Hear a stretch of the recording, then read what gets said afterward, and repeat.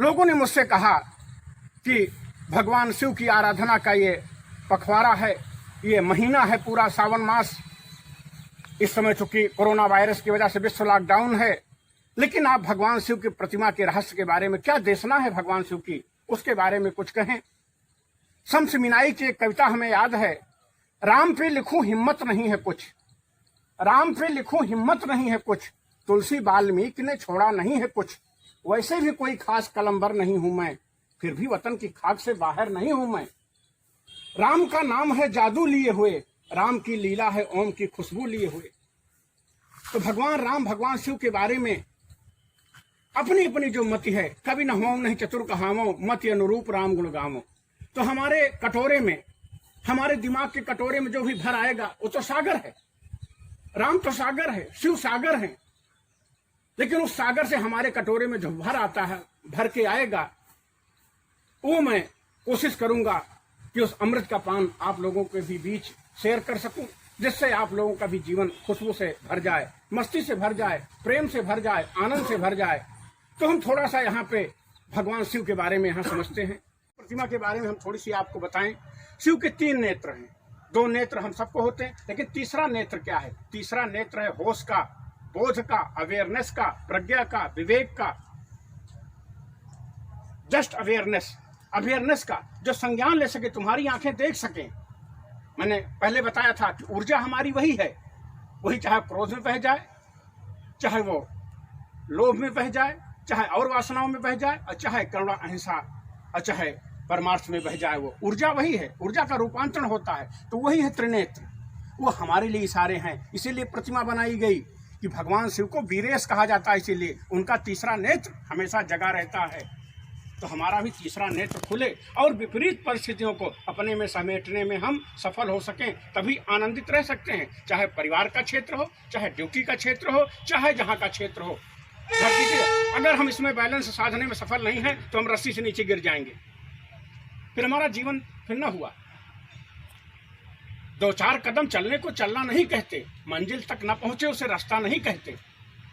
तो हम फिर मंजिल तक नहीं पहुंच पाएंगे। मंजिल तक कैसे पहुंचेंगे? जब विपरीत परिस्थितियों में अपने को साध लेंगे। अब भगवान शिव शक्ति की आराधना का यही मतलब है कि हम अपने को विपरीत परिस्थितियों में अपना बैलेंस बना सकें।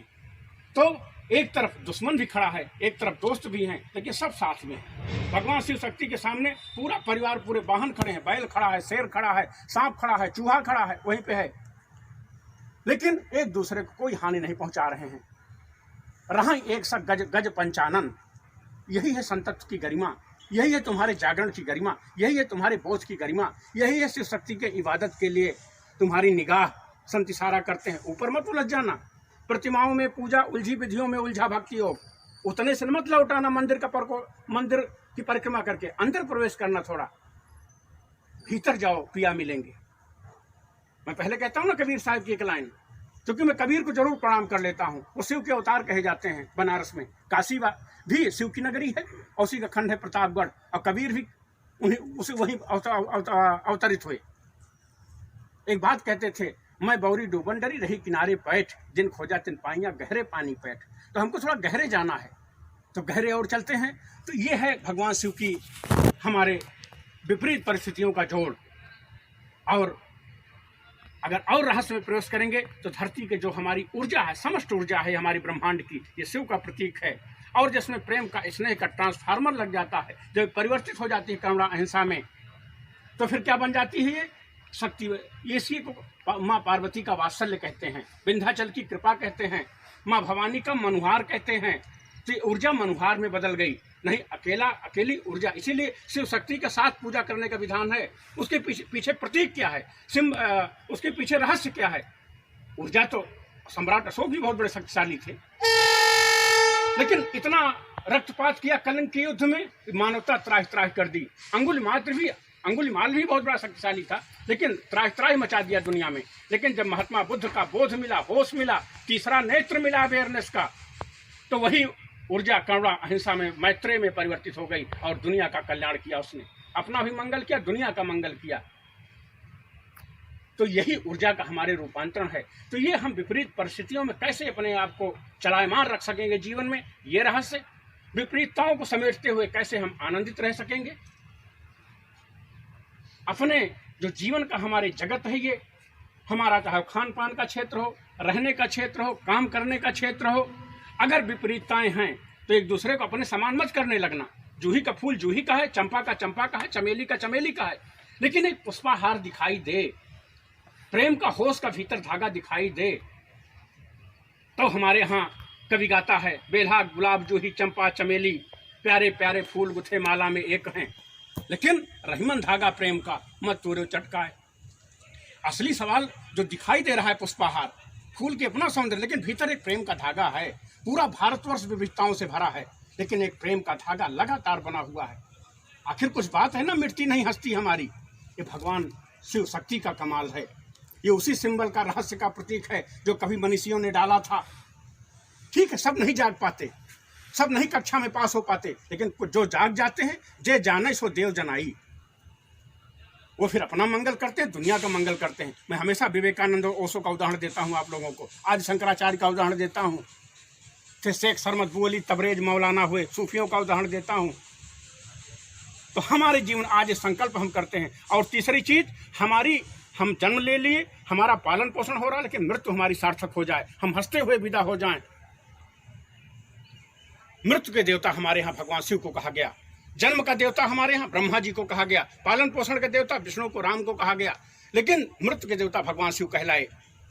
Generator operator destroy God. तो हमारी मृत्यु कैसे सार्थक बन जाए? हमारे यहाँ भागवत में सुखदेव मुनि परीक्षित को उपदेश करते हैं, तुम्हारी मौत कैसे हंसी खुशी में बीत जाए, जय मरनी से जग डरे मेरो मन आनंद, कबीर बाबा कहते थे। तो हम कैसे आनंदित होकर विदा हो जाएं? तो उसके देवता भगवान शिव माने जाते हैं। और प्यारे साथियों, एक चीज बताएं, सावन महीने में क्यों इतने इबादत का महत्व है? हमारे उत्तर भारत में धरती तप्त हो जाती है गर्मी में, जून महीने तक उत्तप्त हो जाती है सूखी गर्मी में, लेकिन उसी से बादल आते हैं। आषाढ़ सावन में जब बादल घिर जाते हैं तो बारिश होती है, फिर से धरती हरी भरी हो जाती है। तो धरती हरी भरी नहीं होती, उसी पे हम रहते हैं, हम भी हरे भरे होते हैं। तो हमारी ऊर्जा भीतर बढ़ने लगती है। तो हम उस ऊर्जा को नैवेद्य बना के भगवान शिव शक्ति के चरणों में चढ़ा दें। इसीलिए हमारे बड़े बाबू कभी नंगे पांव जाते हैं बाबा बैद्यनाथ धाम, कोई केदारनाथ धाम जाता है, कोई बाबा बेलखरनाथ धाम जाता है। यही रहस्य है कि उस ऊर्जा को नैवेद्य बना के चढ़ा दो अपने आप को। कभी आपने देखा है ना कि शक्ति को हम नारियल चढ़ाते हैं। नारियल किसका प्रतीक है? नारियल हमारे सिर का प्रतीक है, उसमें आंखें होती हैं, उसमें बाल होते हैं। वो प्रतीक है कि हमने अपने आप को चढ़ा दिया, समर्पित कर दिया सब आपके, तू संभाल, अब मैंने तो सरेंडर कर दिया तेरे सामने सब कुछ। तो प्यारे साथियों, शिव शक्ति की आज मैं इबादत करता हुआ आप लोगों से रहस्य डिकोड कर रहा था कि आप लोग विपरीतता में रहना सीखिए, परिवार में भी और अपने कार्यस्थल पे। तो आप लोग मोहब्बत से भरेंगे, प्रेम करुणा से भरेंगे।